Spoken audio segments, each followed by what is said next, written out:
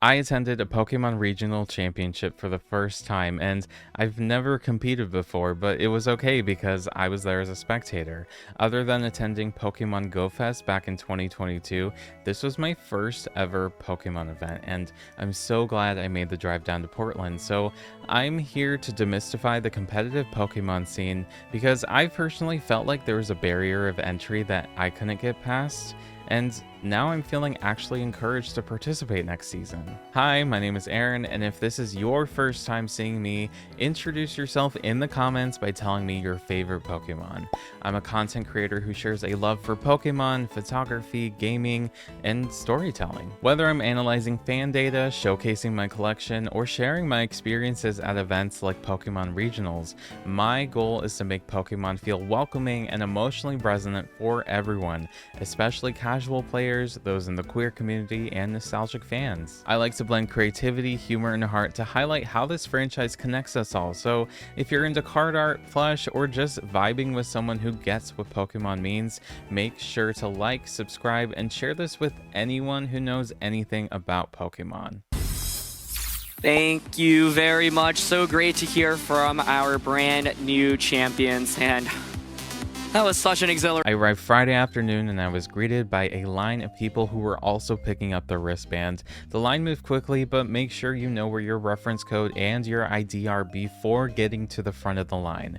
Signing up for these events is easy. You can check Pokemon's website for events at local game stores, and for opportunities like regional championships, you'll usually be redirected to arcanine.gg to register. Also, a special thank you to all the Pokemon professors that make these events possible. If you're interested in getting involved in the Pokemon Professor program and judging and helping out at events in your local community or even at the World Championships, all it takes is a multiple choice quiz demonstrating your knowledge of the TCG or VGC. Even though I didn't compete, this Pokemon Regional Championship felt like a mini Pokemon convention because there were still opportunities for non-competitors to participate. There were a bunch of side events like build-in battles, trading opportunities, vendors to buy from. Obviously, you can watch official matches, but this is also just a great place to meet new people and connect with other Pokemon fans. I lost 5 out of 6 games I casually played, so like and subscribe if you'd like to join me as I learn to become a better player and prepare for next year. Whenever I travel somewhere new, I like to bring my Esper Pokemon doll with me and record small clips of them reacting to its surroundings, and then I turn it into a mini vlog for Esper, which gets posted to TikTok and YouTube Shorts, and this time was no exception. As you entered, you were face to face with the icon herself, Regirock, and immediately after, there was an area known as First Steps. This was designed for spectators who were new to playing the TCG. If you've been to PAX West, PAX East, or PAX Unplugged within the last few years, you might be familiar with something similar known as the Pokemon Play Lab. First Steps was a very similar setup, but instead of playing with a pre-made deck, you were given the opportunity to build your own and you got to keep it afterwards. This taught you everything you needed to know to start playing the TCG, and then you'd actually know what you were doing if you decided to sign up for a build-in battle,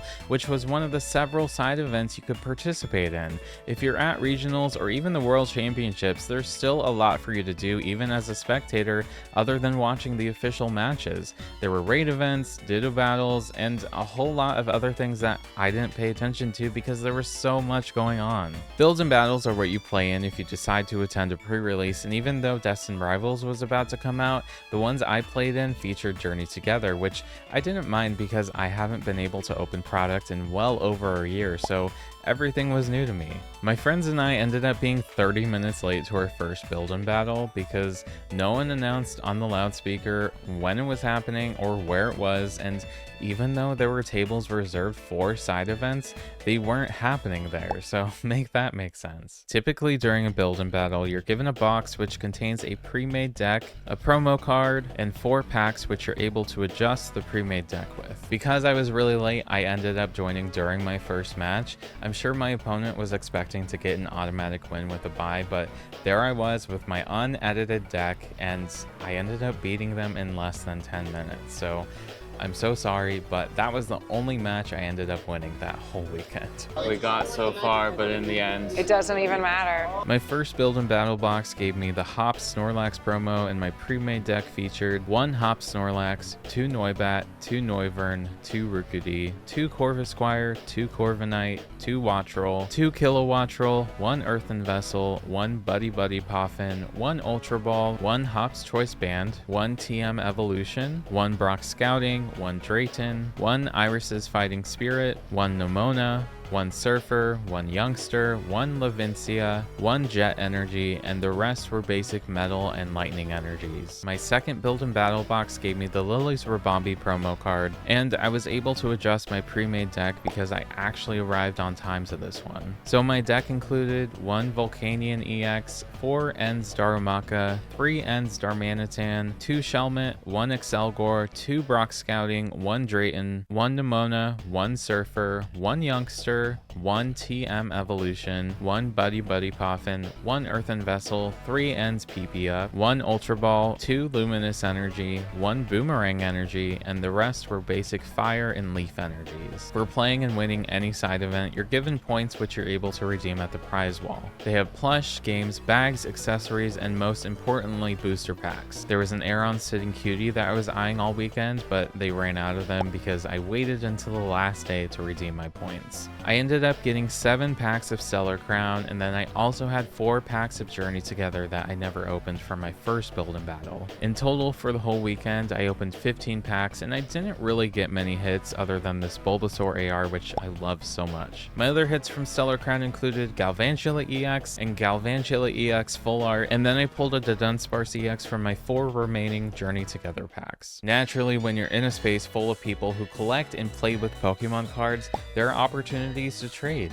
I had only been purchasing singles within the last few years due to products not being readily available, and that way I could get what I wanted, so that didn't leave me with a whole lot of trade fodder, but I was able to trade a few things. The only things I traded were this Luminion V SAR from Japanese V-Star Universe and this Cleffa from Celebrations. And here's what I received in return for those cards, and some just for free out of the generosity of people I met throughout the weekend. Volcanion EX Full Art from Japanese Battle Partners, Gold Terrapagos EX Full Art from Japanese Terastal Festival, Larvesta Art Rare from Japanese Super Electric Breaker, Petra EX SAR from Japanese Terastal Festival, Hydrapple AR from Japanese Heatwave Arena, Baby Shiny Spiritomb from Japanese Shiny Treasure EX, and Radiant Alakazam from English Silver Tempest. I have a whole bunch of bulk from the Wizards of the Coast and Black and White eras that I wasn't actually aware that people wanted, so I plan to fill a bigger binder next time with all of that.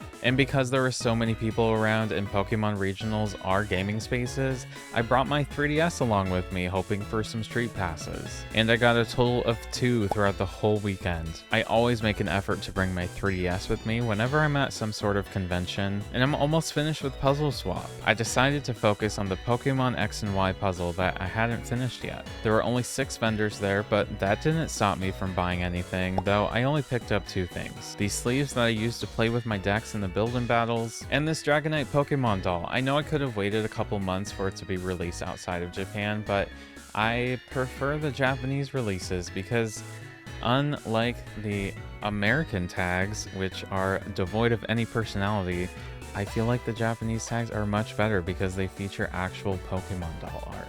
I also bought it less than what I would have paid if I imported it, so I had to, and now it's associated with the memories that I have of this event.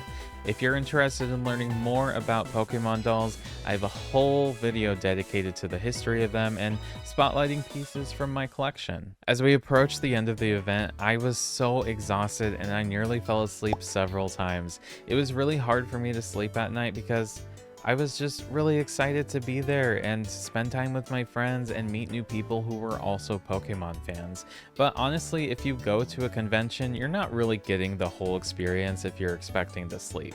Looking back on the weekend, I was hit with the same rush I experienced as a kid opening Pokemon cards, but this time I was amongst friends in the Pokemon community, which is company I've only just started allowing myself to have. I went to Portland worried I'd feel like an outsider in the competitive scene, but the second I picked up my wristband, every worry and restriction I placed on myself disappeared. I learned that competitive doesn't mean exclusive, it means collectively passionate. I learned through every table I sat at, trades I engaged in, and every overheard strategy that I had an open invitation to belong. So if you've ever watched a Pokemon stream thinking, that looks fun, but I could never, let this be your sign. Come as a competitor, a spectator like I did, or someone just wanting to collect street passes.